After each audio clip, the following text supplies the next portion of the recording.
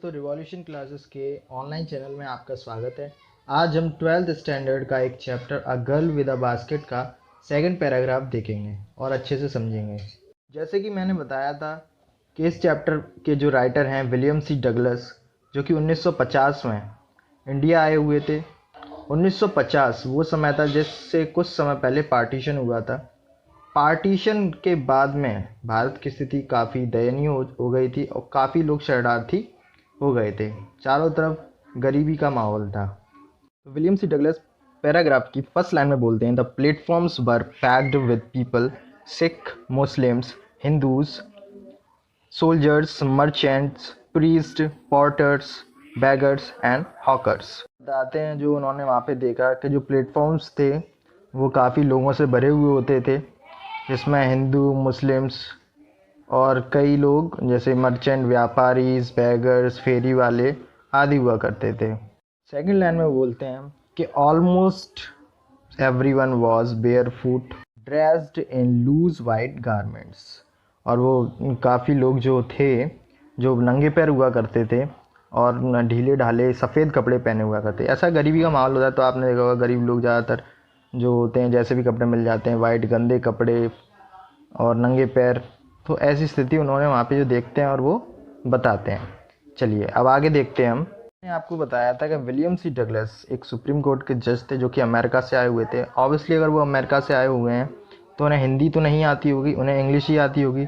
तो वो क्या करते थे, वो एक से ज़्यादा लोगों से पूछते थे, 2 या 3 लोगों से पूछते थे, जिसमें से उसे कोई भी एक इंग्लिश बोलने वाला मिलता था। तो वही वो लिखते हैं कि I would ask at least 3 people before I could find one who spoke English। मतलब वो एक से 2 या 3 लोगों से पूछते थे और उनमें से एक या दो उन्हें, एक जो व्यक्ति था 2 या 3 में से उन्हें इंग्लिश बोलने वाला मिल जाता था।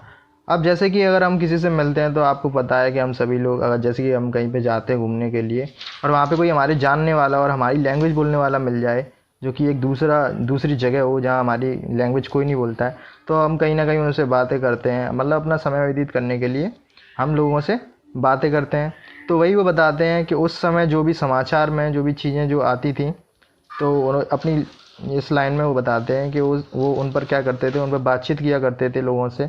और जो भी मुद्दे उस टाइम पे मतलब लेटेस्ट मुद्दे थे, ठीक है, उन पर आपने देखा होगा कि लोग आपकी गली में या कहीं पे उन पर बात किया करते हैं, विचार किया करते हैं। ऐसे ही वो अपनी नेक्स्ट लाइन में बताते हैं, talk world affairs and every major topics the news of the day produced.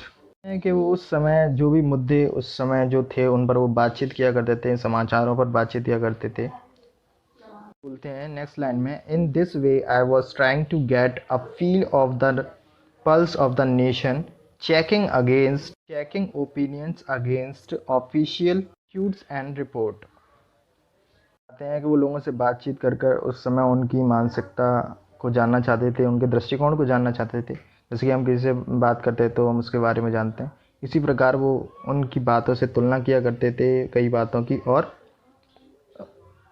उस समय के दृष्टिकोण को समझने का प्रयास कर रहे थे। चलिए तो अब हम नेक्स्ट वीडियोज़ में अब थर्ड पैराग्राफ देखेंगे।